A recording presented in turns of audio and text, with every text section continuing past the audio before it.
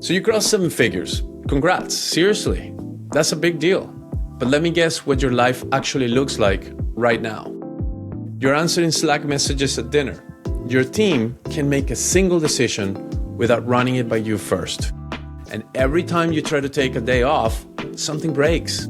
You build this thing that pays you well, but honestly, it owns you. And here's what nobody told you before you got here. You didn't build a business. You built yourself a job, a really demanding, really expensive job. And the crazy part is that the more money you make, the more trapped you feel. And I know this because I just lived it, like recently. So let's talk about how to fix it. So I'm Cruz Gamboa, and this is Ascend and Scale. Let's get into it. All right, so if you're new here, this show is for entrepreneurs who want to scale without burning out. You want freedom, you want options, not just revenue, you also want profits. And if you're sitting there thinking, yeah, that sounds nice, man, but you don't understand my situation. I hear you, but stick with me because we're gonna be covering all of that. I'm talking about what I literally just went through. So here's what happened. I started my consulting company in 2024, and things moved sometimes a little bit slow, sometimes slower, and then sometimes really fast, especially in the last year. Clients started to come in, revenue was growing, I was doing the work, winning the work, delivering the work, and I thought to myself, this is it. I got it figured out. This is how I'm going to scale my company. But then a few months in, I started noticing something weird. My weeks, they all looked exactly the same. Like I would have the same type of meetings, run the same types of analysis, do the same type of engagements week after week after week. And I will finish with one client and immediately jump to the next one, running the exact same plays, answering the same questions, building the same deliverables. I was doing all of it because I had convinced myself that the work required me. After all, I'm Cruz Gamboa, right? The scaling CFO.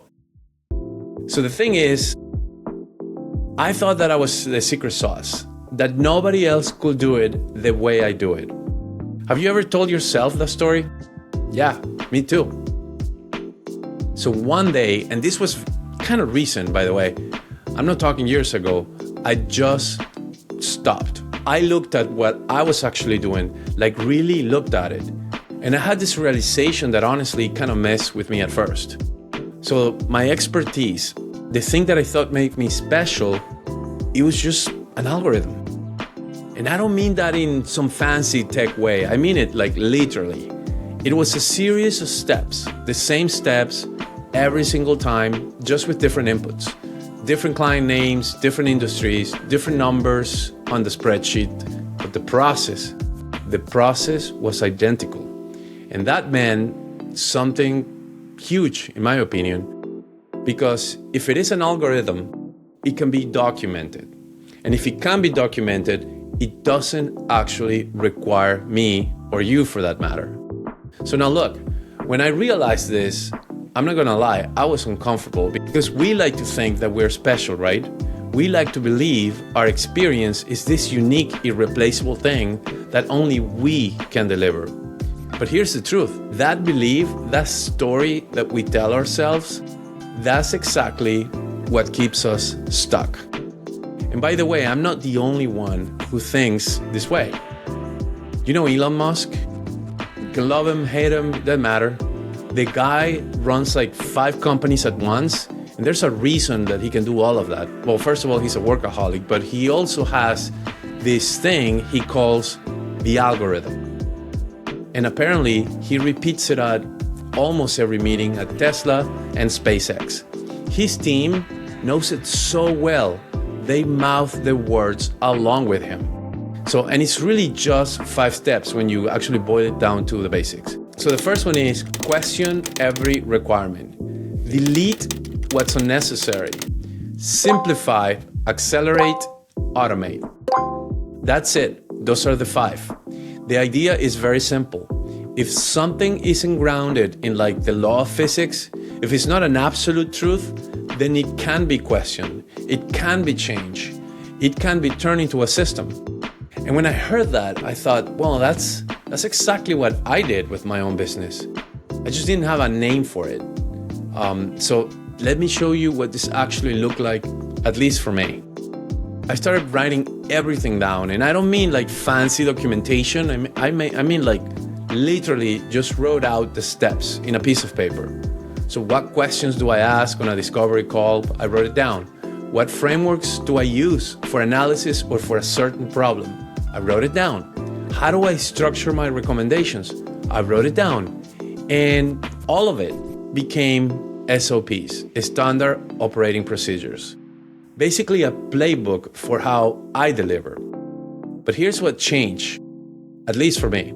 First, I could finally delegate. So I brought in a partner to help me deliver more. And this time, I wasn't just throwing stuff over the fence and hoping it worked out. I was handing off a system. The playbook already existed. The standards were clear, so the quality didn't drop. Because the system held the standard, not my memory. Then I took it even further. I started creating scripts and sequences for every part of the client experience. The onboarding, the check-ins, the frameworks we walked them through, everything. We documented the whole thing, and that meant that I could hand off the delivery work too.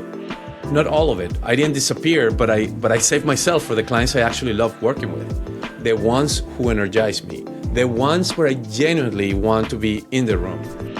Everything else, the system runs it. And that shift, going from doing the work to designing how the work gets done, that's what transformed, and it is transforming still, my business. And that's literally how my financial consulting company became a tech-driven consulting company. And now, that's how I run my engagements, and that's what I help my clients do in their own businesses. Okay, so let me break this down into 3 shifts. The 3 things you can actually do. Number 1, find your algorithm. And here's what I want you to do.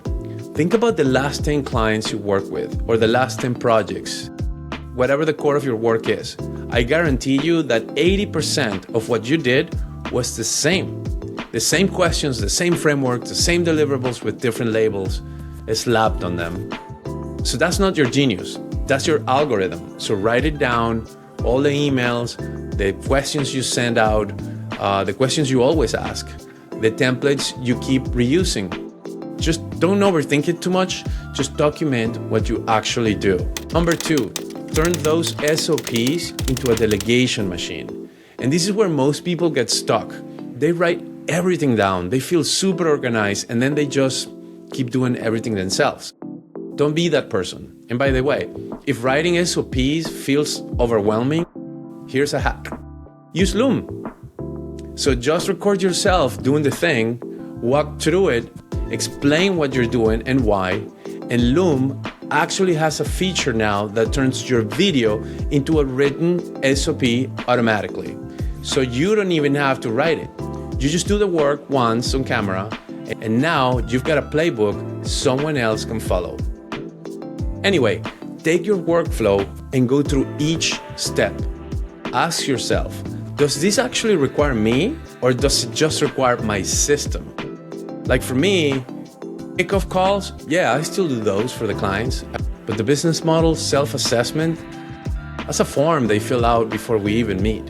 The cash flow analysis prep, my partner handles that now. The same framework I built, same quality, the 90-day action plan is templatized. I plug in the insights because the structures are already there.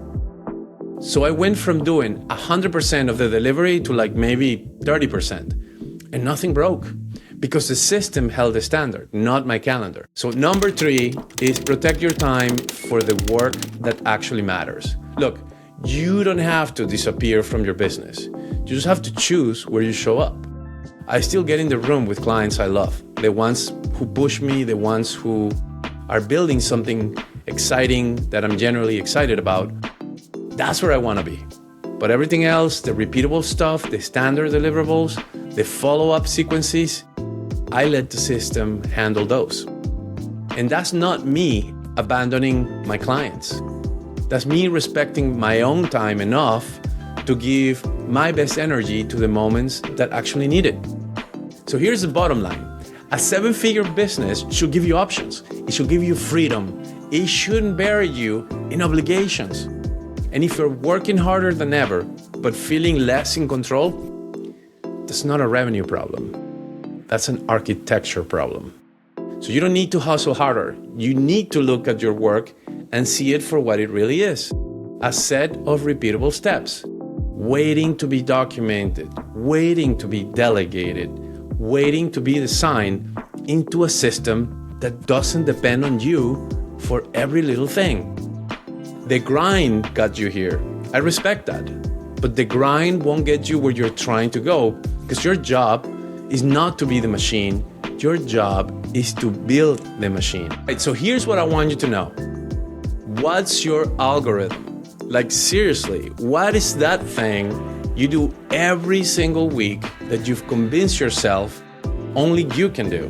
Because I promise you, it's probably not as you dependent as you think. So drop it in the comments because I actually want to hear it. And if I can, I'll tell you where to start. And if this episode hit home, if you're at seven figures, but still feel like you're grinding for every single dollar, reach out.